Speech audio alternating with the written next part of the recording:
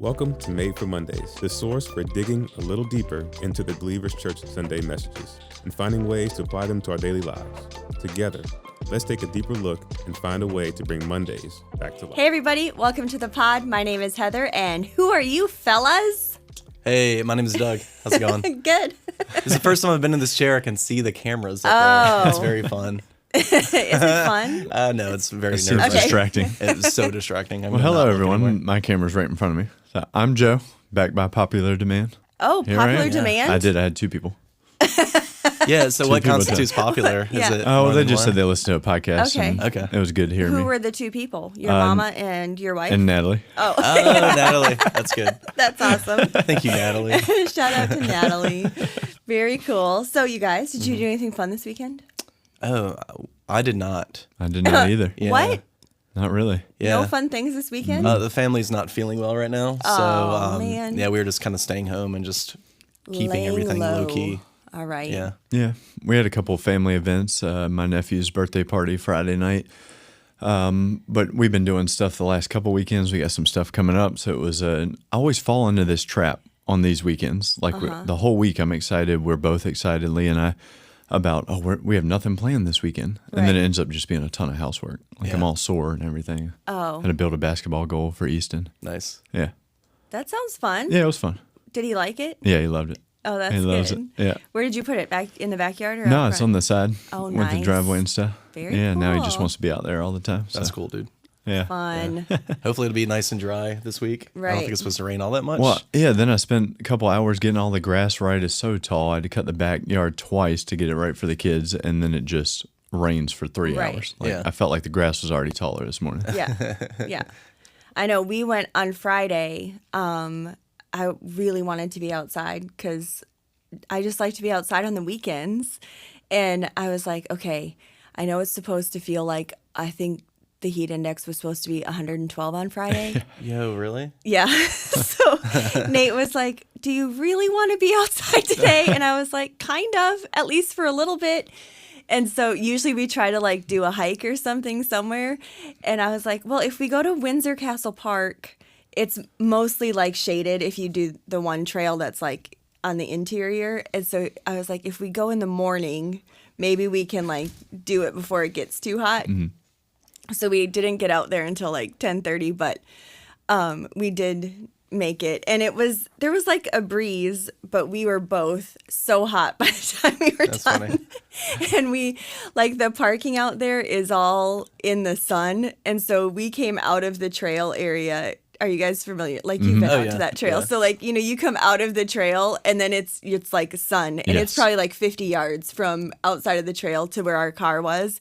And we were just blazing hot for like that 50-yard moment. And I was like, I am so glad that we were in the trees the whole time because it was so It's incredibly so hot. Yeah. When is the That's weather crazy. going to break? I don't know. I think today is not supposed to be as terrible, bad. but Yeah. it's supposed to be cloudy, so that will help a little bit. And Yeah. we got rain last night, so that makes sense. I was trying to do some yard work over the weekend as well, and at one point my my edger just stopped working, and I think it's just because it overheated. And I was like, I don't want to play this game with you, I was Mr. like, what is Vance. happening? And it would run, and as long as I had the throttle down, it would do it. But as soon as I let go, the motor would just shut off. Yeah, so it's like, I'm just stop blaming it. it on the heat. It's gotta be.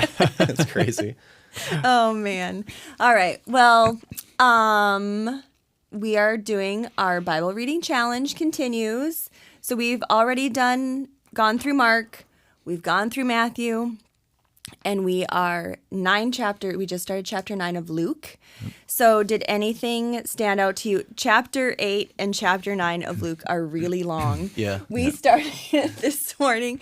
We started reading chapter 9. Nate's going to hate that I say this, but I say a lot of things on here that he gets annoyed about.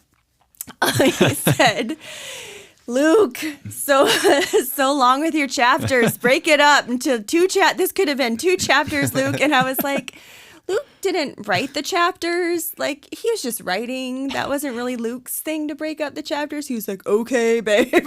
He ends a story. He's like, chapter 10. Yeah. Here we go. So anyway, chapter 9. Did anything stand out to y'all in Yeah. this week? Yeah.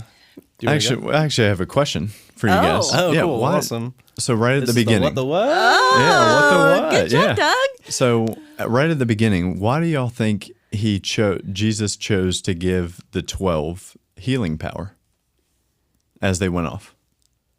Oh, just to kind of like prepare the way for him. Mm-hmm. Just to kind of like prep people for when he was going through as well. Okay, because that stood out to me because I was reading it and thinking about your message yesterday, and how you can prepare to have conversations and how Jesus can help you have these conversations with people. And I was thinking like, wow, that must have been a pretty good one up there to have when because they're going out and spreading the word and everything into these towns, and to have that healing power as well. So we might not be able to cast out demons or anything like that. I haven't tried. But but Jesus does equip us very well to have these conversations. So I was thinking about that. Yeah, I think in prep for Jesus' coming, but then also for when Jesus left, like he then commissions them, like they're to continue the work that Jesus was doing too. So yeah, I think, and we do have like the power that he had given them then, that authority they were doing in Jesus's name. And that's the authority that he left them once he left and like went back to heaven. And that's like the gifting that we have in the Holy Spirit, and we've all been given different gifts and stuff. So I definitely believe that some people continue to have the gifts of healing and prophecy and all of those things that the disciples were gifted with at that point. Yeah, like there's no reason to believe those gifts would have stopped. I've heard people try to use different verses to try to say they're not for today, but even then those verses are kind of like thin, and it's almost like kind of speaking their own insight into them as opposed to like reading them as they are. So yeah, I mean that stuff still happens today. As long as it's done, according to like the way the Bible says. Right. Yeah, they should be celebrated, and those gifts could be used in really cool ways. Yeah. And I think we see different things, like we see different things happening in different cultures in different ways. So the way that, demon possession or things like that, we might not see that contextually as prevalent as like they did in biblical times here in America. Yeah. But I think that happens in other cultural contexts, maybe more similar to the way that it does in biblical context, like we see there. So yeah, I think it's just we deal with different things here that need that kind of like release and freedom and from strongholds in that way. I still think that it happens. I still think that there's demonic presence in our world today, but we just might not see it in our cultural context the same way that we see in Scripture.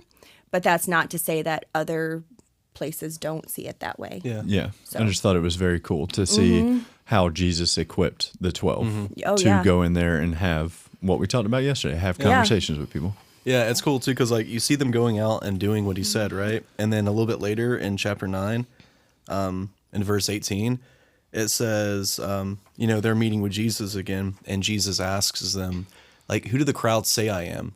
Yeah. So like they're out there and they're talking to people and they're healing people, and people are probably like sharing like what their thoughts are about Jesus, and they say, well, some say John the Baptist, and others say Elijah, and still others that one of the prophets of long ago has come back to life. So the people are out, the disciples are out, they're healing people and stuff, and they're bringing back information. Like you're kind of testing the waters, and you're feeling a pulse on where people are. And Jesus is like, what's going on out there? And then Peter says, he says like, what about you? He said, who do you say I am? And then Peter answered, God's Messiah. And I love that part right there where Peter is able to speak boldly and proclaim who Jesus actually is. So I think it's kind of part of your question too. They're going out, they're teaching about the kingdom of God, they're getting people ready for, what Jesus is going to do. And it gives him a chance to kind of see what the crowds are thinking also. Yeah. So it's pretty cool. That's good. I also really liked in later on, verse 49, John said to Jesus, Master, we saw someone using your name to cast out demons, but we told him to stop because he isn't in our group. And Jesus said, "Don't stop him. Anyone who is not against you is for you." And I don't, it's just like this small little blurb there, but I think it's like interesting to think about, like in our culture today, there's so many church war kind of things that can happen. We can be like, oh, this church over there is doing this thing, or this group of Christians is doing that thing, or, we can there's so much animosity even between Christians. And it's like, oh, are we all for the same thing here? Like, are we all for pointing people to Jesus? Because if we all agree on that thing, if we all want to point people to Jesus, then let's just be for that together. Yeah. Like, let's just all get there. We don't have to be, in competition with each other, or like telling them not to do that thing. So yeah, that just stood out to me in some of our recent conversations and stuff like that. Like, just, if they're not against you, so then they're for you. Like, just let it go. I feel like I see that a lot happening, where it's like if you were following this one rabbi, that was your group almost, I assume. Yeah. And they're like, "Hey, John, this new guy's baptizing more people than you're baptizing. What are you going to do about that?" And he's like, "Chill out." Right. Just it's not a competition. Let him do his thing. Yeah. It's so funny. And I think even, there are some people that have been called to like lead like small house church type congregations. There are some people that are called to lead very large churches. And, I just think like they're doing what the Lord's called them to do, hopefully. Mm-hmm. Like, I don't know. That's what my hope and prayer is that that's what they're doing. And so to just be for them and cheering them on and praying that God's got a hold of their heart and that's what they're following after, what he's calling them to do, and then just be concerned about what God's calling you to do and good. Living that out. So really good. Well, this week we continued our Extraordinary Nobodies series, and Doug, you did such a great job of telling us all about Priscilla and Aquilla. Thank you. And you started out the message with a really fun game of Have You Ever? Yeah. It was so fun. Had a lot of amens in the crowd. They were like, "Amen." That sounds great. So I know we've talked about these kind of scenarios on the pod before, but I don't think I've ever talked with you guys about these questions before. So do you remember the questions that you asked? I do, vaguely, yeah. Okay, so if you can go through it real quick? Yeah. Okay, so have you ever told someone that they had toilet paper stuck to their shoe? Have you done that No. before? Would you?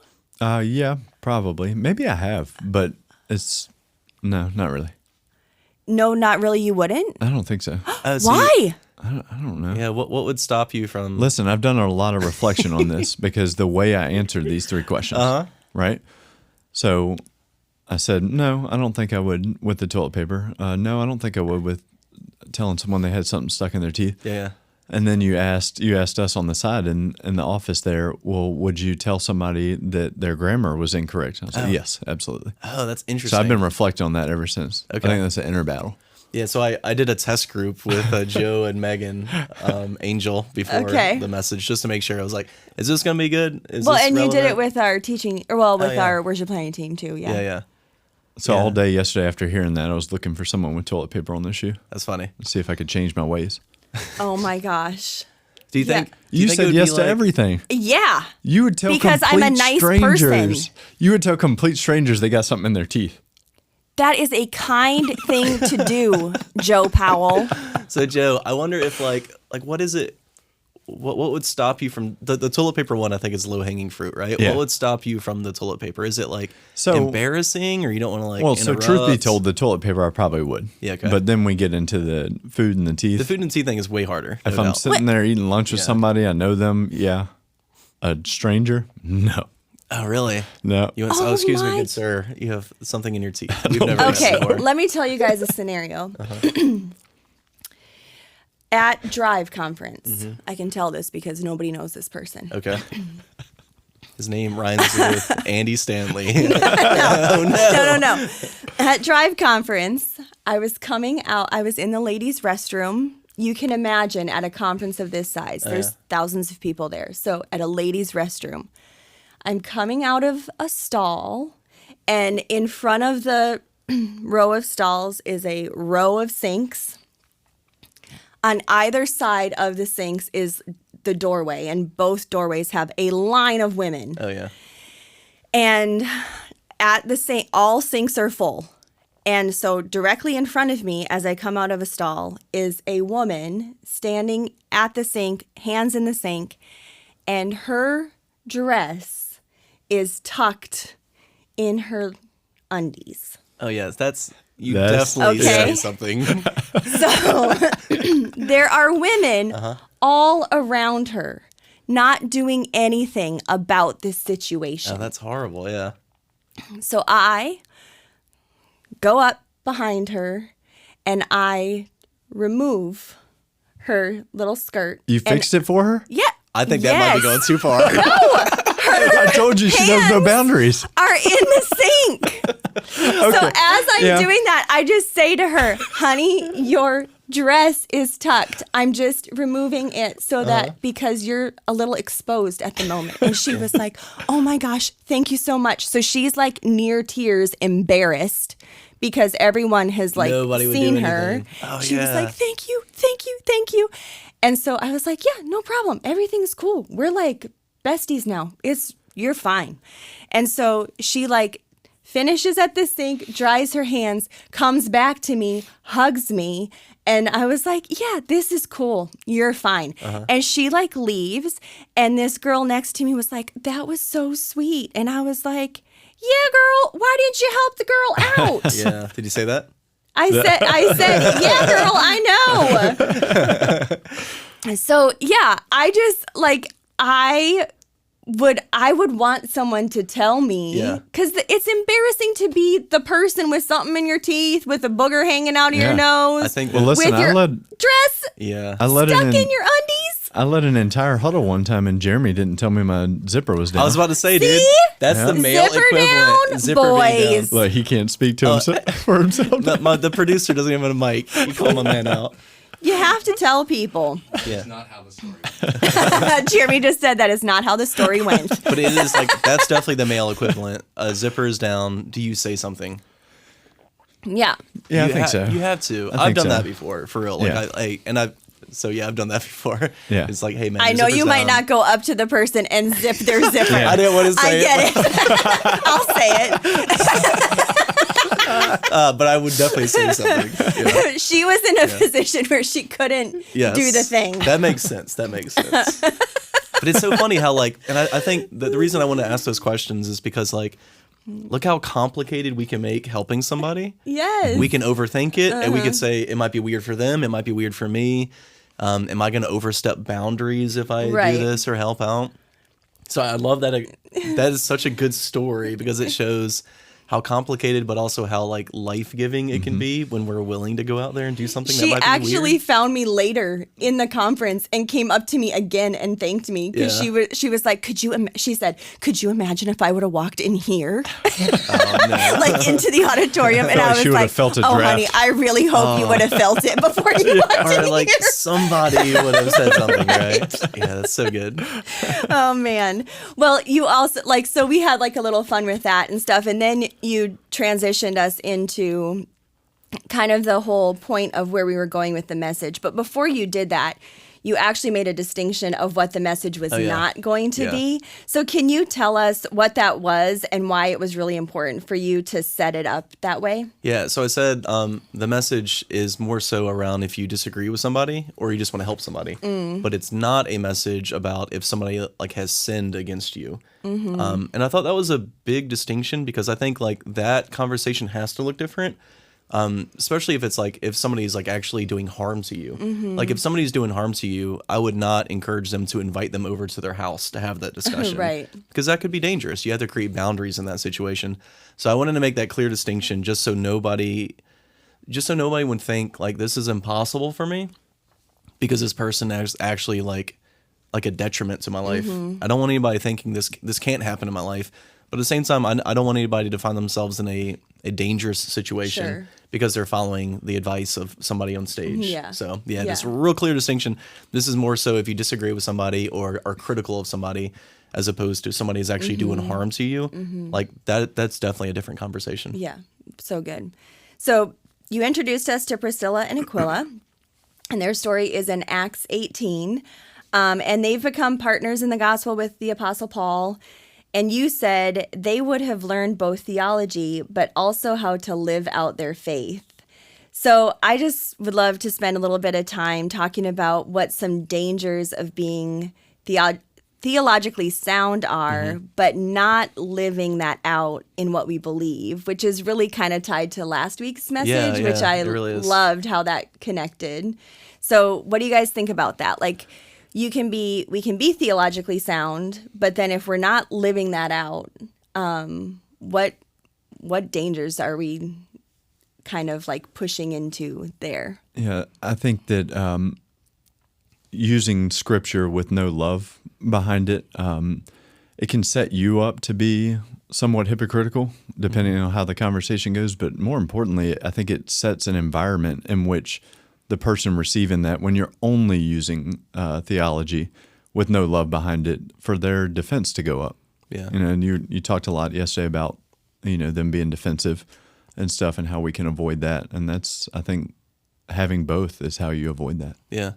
I think it's tough because I like a lot of what I said in that was kind of like an assumption. Like I don't know what Paul was teaching them while they were making tents, but I have to believe that Paul was like living out what he believed. Like Jamie said last week or 2 weeks ago, to don't just believe the gospel, but behave the gospel. And there's a sense where if Paul is living it, then he's a mentor to everybody who's close to him.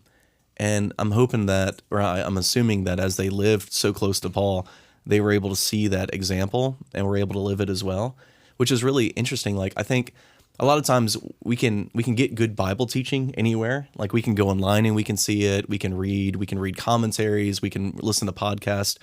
But a good mentor is something that's really rare to find and difficult to find. So do we have that person in our life who knows it but is also living it, that we can be so close to that we learn what that looks like? Yeah. Whereas like I can read the Bible, but like if I see somebody living it in my life, I think it shows me that context and it shows me how I can do the same thing. So I think that's why that relationship is so powerful. They were close to Paul. There's a good chance he's living what he's preaching and he's showing kindness and love towards others. So they're kind of like adopting some of those characteristics. Yeah. So I have to look at my own life and ask, like, who are my mentors? Like, who am I looking up to as somebody who is that example of love and peace and having these conversations? And it can be tough. And I think, a lot of people, they might not have that mentor in their life to show them what this looks like. So I think that's the question is where do we find those mentors and how do we follow that person and how do we know what that even looks like in the modern day context that we live in today? And that could be tough. Yeah. Do you guys feel like you have mentors like that in your own lives? Yeah, I think so. I was going to say, how have you found those people in your lives? Do you have, how do you like look for people like that, or where have you found people that you would consider mentors? Yeah, so over camp, we had these really good leader meetings where we were sharing and stuff. And it was cool because I think it was a week of camp where we were spending a lot of time together, like all the camp leaders. And man, I learned so much from the other leaders that were with us, just like sharing like real life application of what God is doing. And to me, that was so powerful. And I think it's because like we were in close proximity for so long. It was a bit more than just like, hanging out with a friend like once in a while. Like we were doing life together and eating meals together and just going through difficult situations. There are a lot of things that happen at camp, like conflict and problems. And we saw people like wrestling with it and dealing with it in really cool ways. So I think just living close like that was really helpful for me. Afterwards, I was having a conversation with a friend of mine about like what that looks like in our modern day context. Like monastic living, where it's like monks in a monastery, they're living so close to each other. They kind of, in a way, like just inspire each other to live that life consistently. But realistically, we don't have a commune that we can all go move to. My mom kind of does. She has enough room for 3 houses, so it's not enough for everybody. But what does that look like in today's context? How do we live so close with each other and consistently with each other that we inspire like that? Yeah. That we do more than just like hang out every once in a while, but we're sharing meals together and going through life together. And we have no solution to it, but there has to be like a way to do that well. Yeah. Without just finding a mountain and moving Right. to the mountain and then everybody living there together. I was going to say, I mean, honestly, some of that for me happens in our work environment because, like, for one, I've worked here forever. So I feel like a lot of my relationships are like that here. Because, like, Doug, you and I have worked for, like, almost 20 years together now. It's crazy, isn't it? Yeah. So like we share a lot of those things that you've talked about. Like there's been conflict that has been worked through. There's been like a lot of life shared. There's meals that we've shared, just all of those things and things that we've learned a lot together over the years. And so there's a lot of mentorship that happens through that. I think like going both ways, like, so that those kinds of things just develop in that space. I mean, there's a lot of time that all of us on staff like spend together. And then like through B groups, that's another area that I have found over the years, like different mentors have come into my life at different seasons through that, because as you develop those relationships through B group, there's usually like one or two people that you kind of connect with a little bit deeper than maybe the whole group. And there's just, depending on the groups, like I can think of a few different people that oftentimes they've been a little bit older than me. And I've just like had like when my boys were little or something, like there's been another mom that maybe had kids that were just like a little bit older than my kids. And I just like really looked up to her for how she was parenting or how she like just, and I just connected with her more and she kind of took me under her wing. And like, so those things just kind of happened a little more naturally. And sometimes I know that I would have conversations and they probably knew they were more mentoring to me, but then other times I don't know that people like even realize that that I viewed them as mentors in my life, that, Yeah. And then I think like I shared yesterday a little bit about Nate and me, like with our financial journey, and like, so there's been people in that too for us that we've turned to and like really helped us get a little bit on better financial footing, and they've helped us in those areas, and that's come through some of the financial classes that we've gone to here and stuff. So yeah, I love, in my life anyway, there's been like different mentors in different seasons. Yeah. And some of those people have like stayed in our lives for like a really long time, and then others have like kind of come and gone, and I still have tremendous respect for them, and I'm so grateful that they've been in my life for those periods of time. But so I love that. I think That's the cool. commonalities between, the staff culture that you were talking about, or B groups, or even the lunches and dinners y'all were having at camp, is that they show both of those, right? They're theologically sound and they show love. Yeah. That's good, And yeah. that, I think the mentor piece is an accountability piece for me. Like who's willing to go a step beyond, and I trust enough to always have my guard down and not get so defensive, because I know that they have those two things. And when they come to me that I'm falling short, that's like the big mentor part to me. Yeah. Yeah, that's good. Yeah, That's cool. So good. So Priscilla and Aquilla, they passed by this fella named Apollos. By the way, I love all these guys' names. I know, it's very I know. cool. My name is Heather. I know, my name's Doug. It's even worse. Heather's a cool name. Well, and Doug is like I mean, the worst Your name. Yeah. name's Ray. I know. For a while, I wanted to go as Ray, my middle name. So podcast listeners, if you want Right. to call me Ray, full permission.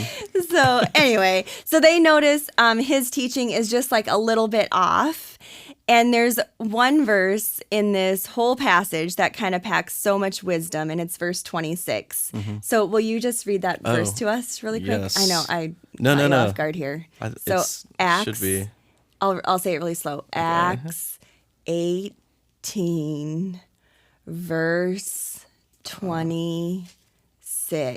All right, got it. Here we go. See? perfect Perfect timing. Acts 18:26. He began to speak boldly in the synagogue. When Priscilla and Aquila heard him, they invited him to their home and explained to him the way of God more or more adequately. So this is Yeah. NIV. The NLT just says they pulled him aside. Yeah. NIV says they invited him to their home. Yeah. So I don't know what's happening with that word there. Seems like it's a little different. Inviting somebody to your home, it's like, I mean, it's definitely pulling them aside, but like Right. that's significant, right? That is significant. I know when you read the two different translations, I was like, that's quite the Yeah. change up there. But I don't know what that Greek word means, but Right. it could mean home or pull aside, apparently. Right. So yeah, that verse, I love how you just broke that whole story down into that one verse, and you're like, we're going to camp out here because that is the verse that teaches us so much of how to have these kinds of conversations with people. And I think you even said in the message, like, do you think that this is really like we can do this, that we can just Yeah. pull a whole message out of one little verse? And the truth is, yes, you can. I was worried when we were first like mapping these out in our kind of creative planning sessions. I think I pitched the idea on it and then immediately regretted it. So I was like, how am I going to write a whole message on like that one little thing? And I knew I wanted to, but like I was real close to just like trying to find somebody else. Yeah. Like an easier story Yeah. because I didn't know what it was going to look like, but I No. guess it worked out. Yeah, it So- was great. You set the stage perfectly for what we're about to talk about, the how and why and what and stuff. But this is the most important part. It sets the stage for the conversation. There is a time and a place. We say that all the time in our Yeah. culture. The same here. There's a time and a place, and you can have every other box checked that you went through yesterday. Yeah. And if you don't, pull them aside, if Yeah. you choose to speak on this in the middle of a whole group of people, then that just sets up for failure. Yeah, every it time. rarely works Yes. if it's like in the wrong place in the wrong time. I think the kids say putting them on blast. Yeah. You know? Those That kiddos. is what the kids Yeah, say, you Joey. don't want to put somebody on blast. Oh my gosh. Okay, so you took some time to just walk us through a few steps that we could take in order to have productive conversations. So the first step was to stop and ask, why do I feel the need to say something? So I want us to talk about today, how difficult is it to evaluate our real motives? And what are some ways you have been able to grow in this area? Very difficult. Very Yep. difficult. Extremely Very difficult, difficult. Like, and I can speak personally in my life. Rarely do I know my motive in the moment. It's always hindsight. Like, I'm always able afterwards to look back and realize I was completely selfish or fearful or just like feeling inadequate. So I felt the need to say this thing. So yeah, that in my life, it usually happens after the conversation, which is really sad because the damage has already been done. So I want to get better at just taking time to search my heart and allowing God to search my heart. Yeah. So that maybe I find myself in places where I'm just not having the conversation because there's a good chance it is for the wrong reason. Yeah. So yeah. Yeah, Yeah. I loved that question at the beginning so that we can maybe do that pause, Yeah. like the stop and ask and evaluate my motive. What were you going to say, Joe? Yeah, I think I'll agree.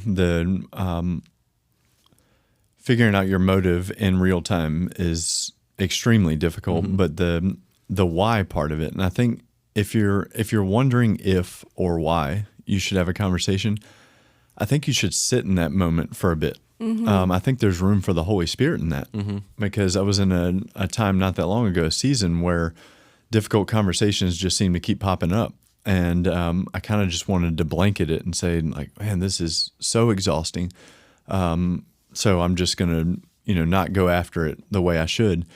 And I noticed that it was actually helpful to be in that mindset for a little while because what I noticed was the Holy Spirit was telling me, was kind of filtering through some of it. Some of it would get off of my heart. I'm like, oh yeah, that's not necessarily a conversation that needs to be had right now. Yeah. But the things, if you're sitting there wondering why or if, the things that stay on your heart, that's where the Holy Spirit's working.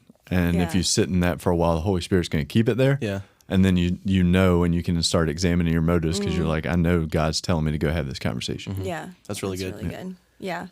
So do you think, what are some ways that we can, how do you, I don't know how to ask this question. you shared the passage from Jeremiah Oh, yeah.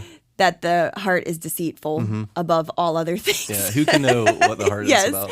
So how do we trust our motives? Like how do we start to filter out like if we have a good motive and that it's not selfish? Like what are some maybe like what's a matrix or like what are some things that we can do to say, okay, this is not a selfish thing. I should go ahead and have this conversation.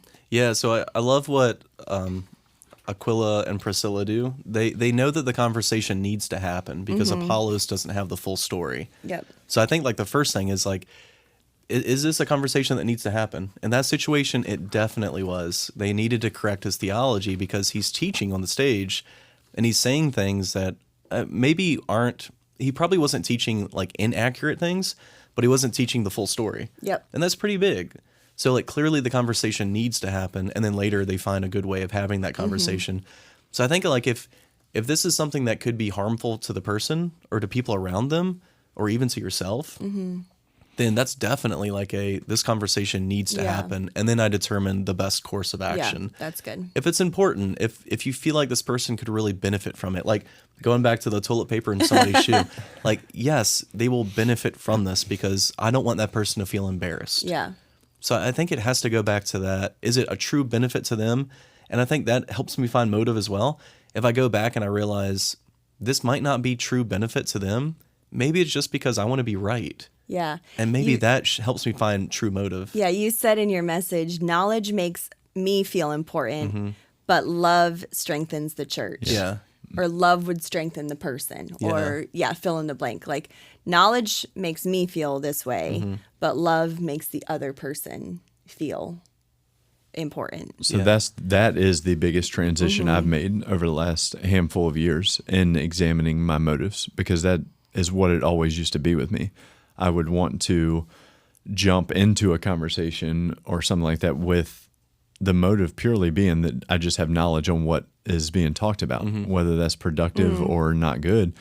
So yeah, like shifting over to the love piece, I just think, Heather, you asked what could we do? I think a very practical step is to we hear these sermons and we're like, oh man, I'm struggling in that area of life. What can I do? Well, how can you apply that into your life? And I think that a very easy step is to ask that question right off the bat, to just know right there, I've struggled with this in the past. What are my motives here? Like simply asking that is something maybe you didn't do before. You heard this message. Now you want to do moving forward. Yeah. Yeah, that's good. Yep. And I think it is tough. So like I was talking to a friend of mine, Jim, the other day, and we were just talking about like when we hear from God, and it's easy to kind of like rush into those spaces where like just say a quick prayer or read a quick verse and then I'm totally in tune with God, when realistically sometimes it takes a lot of meditation and dedicated time to find yourself in that place. So again, like it might not be like a 15-minute devotion and now I find my motives. This might be like a whole season of your life where you're reading and you're praying and you're studying and God is slowly revealing things to you. And I think that's okay. So I can look back on past conversations I've had and I can really beat myself up because I messed them up and I didn't do them the right way. Or I can see that as a season where God was teaching me and growing me and helping me develop into the person he wants me to become. So yeah, I don't see those as failures. I wish I could go back and do them over because hindsight, right? But maybe that's the season where God's teaching me. And then one day I will become a person who is way more humble and kind and generous in conversation. And I have to be okay with that. Yeah. Because I know 10 years from now, I'm going to look back maybe even on today and realize, I mean, there was pride even in this conversation, even in my interactions with people, even now, even as I taught that message, there's probably a level of pride even there. And I'll realize that one day. And I have to be willing to accept that when God reveals it to me. Yeah. But just a lot of patience in that. Right. So the second step was to stop and ask, how should I say it? So in this overly busy, excessively digital age that we live in, how can we be intentional and personal? Oh, yeah. Oh, man. So I think it's like spending less time on devices for sure. It starts there. Yeah. If most of my interaction is digital, then I think I'm missing out on the true community that God has put in front of me. Yeah. So less is more in that sense, I guess. Yeah, unless your device is to have a personal conversation, like a phone call instead of a text. Like I think we've been driven too much to that, because that was my response to that. That I've found that it's much more beneficial that even if the conversation is kind of pressing, like I don't even want to have a phone call with this. I've reached out to them to set up a face-to-face, because those face-to-face conversations go so much better. So much better. So much better. Yeah. Why do you think that is? Like, I guess because like you've been doing a good job with this, like meeting with people over lunch and stuff like that. What happens in the face-to-face that you feel like goes missing over like technology? Yeah, so you right off the top, you don't have to question how you're saying stuff and all that, like interpreting a text. What was their mood Tone. or their tone in this? Yeah, You don't have to do any of that. But then, depending on where the conversation goes, you need to have space to explain where your heart's at with this conversation, and that is not something that you just put in writing. That's very hard to do. Yeah, that's true. I shared on the second service, and it was kind of like spur of the moment, that I saw this happen once on Facebook in a good way, like a conversation actually. I guess like there's a huge conflict, and the conversation went so well, it seems like it was resolved. And it was really cool. So I'll share it without any of the political or any of the social kind of stuff in it, just talking about the emotions of the conversation. So one person posted, and this was like years ago, I think. One person posted something that was very upset about what was happening, I guess culturally. And a lot of people jumped kind of into the conversation, and they were either posting one extreme or the other. They were either like, total thumbs up, go for it, man, be angry, be upset. And then the other extreme, they were upset at him and criticizing him, like, how dare you post this? Who do you think you are? And it was just like really polarizing, and like just either adding fuel to the be angry or I'm angry at you. Just like not helpful though. And then like a few kind of people down, somebody posted and they started asking questions. And if I remember correctly, the post was something like, hey, thank you so much for sharing your anger. And I hear you. And I just want to know, like, where these emotions are coming from. So what makes you feel so angry about the situation? And the dude was able to unpack his feelings. And he was like, well, I'm afraid because of this and because of that. And it started like a really good conversation. Yeah. And other people are still chiming in like, yeah, go get them. And no, I'm angry at you. You're a dirtbag. And there's still this polarizing, but right in the middle, there's a person who's saying like, your fear is valid. Help me understand where that's coming from. Mm-hmm. And it was such a cool moment where it's almost like the other people on the extremes kind of disappeared. And there's one conversation in the middle was the only thing that I could notice. Yeah. Mm-hmm.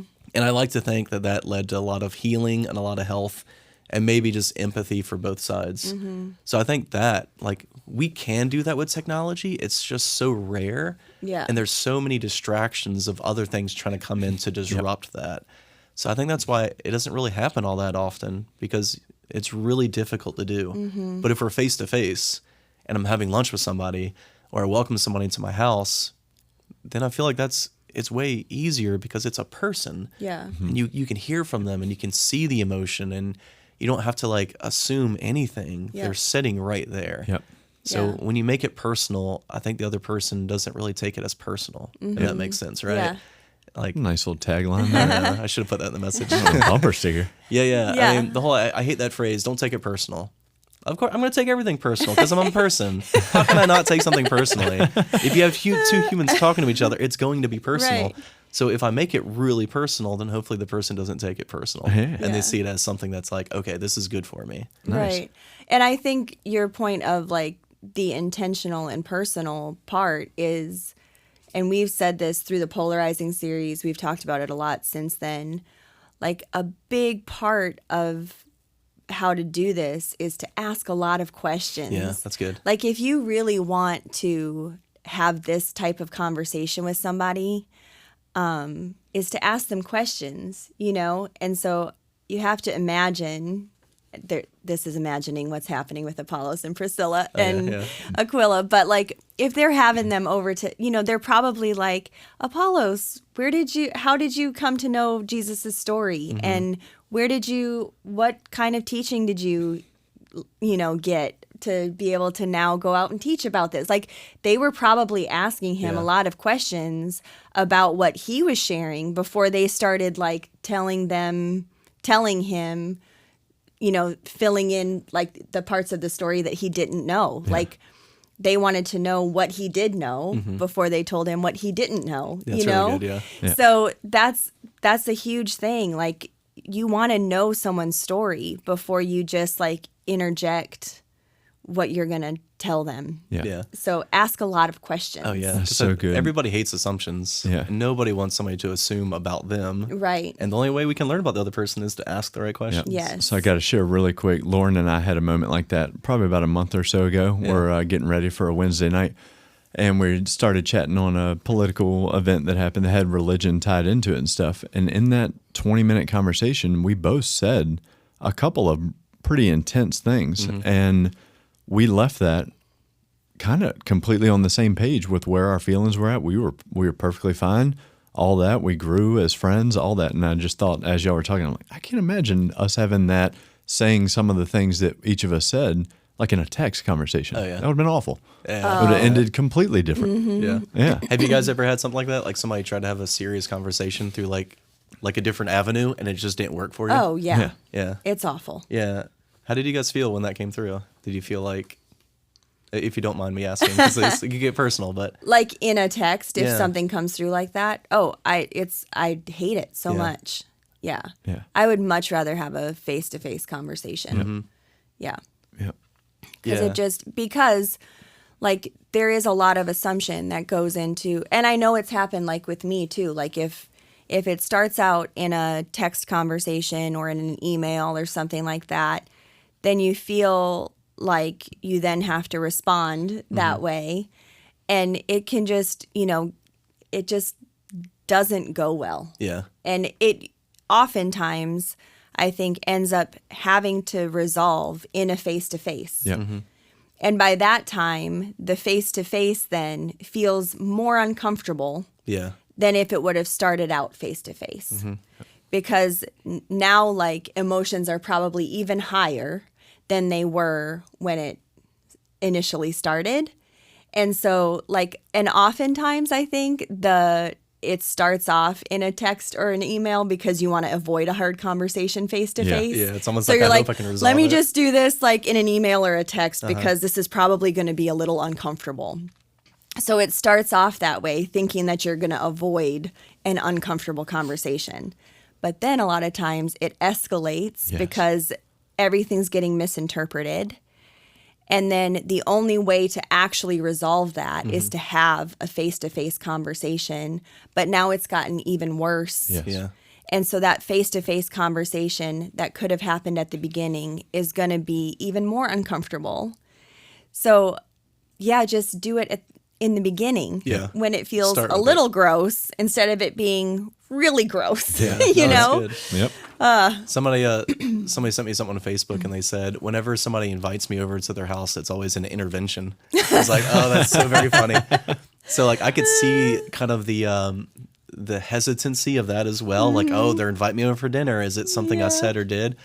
But even in that situation, even if it is a tough conversation, it's so much better, I feel like, in a setting that's very personal than like, where else are you going to have that talk? Right. Are you going to text that? Are you going to send that in an email? So like, it's going to happen. Let it be in a setting that just makes both parties feel safe. Right. So yeah, that's Well, I mean, important. even that, then like if that's you, right? And that's something that you can self-identify, like, then maybe that's something that you need to kind of start evaluating in your Yeah. own life, like in your character. And that's something that you can say, you can almost head into that conversation. Like, it seems to me that every time this thing happens, it's because, like, every time we get together or you invite me over, it's like it's an intervention kind of thing. So yeah, like just kind of head that off at the pass and either say, bring that up as like, I want to do better at this so that that's not how this is always happening, or like, I need you to hold me accountable in this area, or tell someone else like, I'm really struggling. Like, I have this one friend who this is how this is happening all the time, and I don't want that to be the case. So yeah, there might be something that person needs to be working on too. Yeah, totally. I not to like elaborate on this even more, but I had one conversation one time where somebody did this for me. They met with me and we had lunch somewhere, and they had like a whole list of things. It was like a whole list of things. Oof. And I remember thinking like why is it an entire list? Like, how long have they been holding on to each of these things? Like, why not just address them as they came up? So I think there is a level of this too. I didn't say this in the message, but like, there is a level of like immediacy sometimes, so that if there's not like an entire, here's my bullet point list of all the things I don't like about you. And that was a really tough conversation. I got really defensive in that, and I can't even remember what was shared, because I feel like it just, my stance on it was like, man, that was done. It wasn't done well, even following some of these steps. So yeah, I don't know. There's got to be some level of like, take your time, make sure your heart's right, but at the same time, don't just compile a list and then dump it on the person. Right. Because that's not fair for them either. That's not going to be helpful. That's not going to be helpful. No. Absolutely. It might have been the worst meal I've ever had. That sounds like the worst It meal was not someone could great. have. Yeah. That's awful. All right, so the final thing was to stop and ask, what should I say?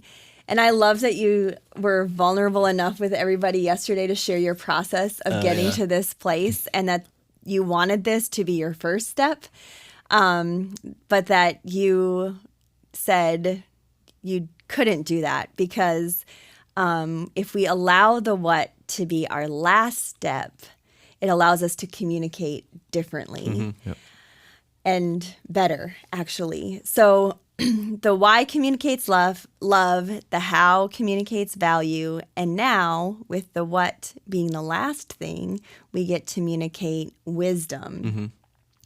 So how do we begin to view reaping a harvest of righteousness as living in peace with others, not in being right? I just loved your whole connection to that James passage there.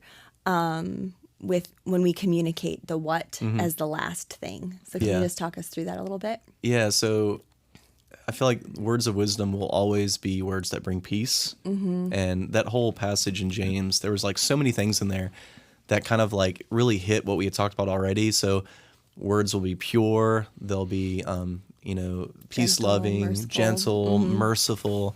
And I love those parts too. So like those are all like statements of like patience and like compassion towards the other person. I find myself when I'm in that place where I'm, upset or I disagree with somebody, I start kind of running the words in my mind of what I want to say. And rarely are the words compassionate. They're always like, I'm right. This is what you're doing that's wrong. And it almost like in my mind, it's always feels like an attack. So like, I think for this, like I was teaching to myself in this part, I need that so much in my life just to run through that list of like descriptions. Okay, are these words, do they meet these criteria? And if they don't, then don't say it. And I don't care how upset I am or how anxious I am or how like hurt I am by whatever's happening. Just don't say it, because it's not going to be helpful. It doesn't matter how much knowledge I feel like I have. If these words do not meet these criteria, just don't say it.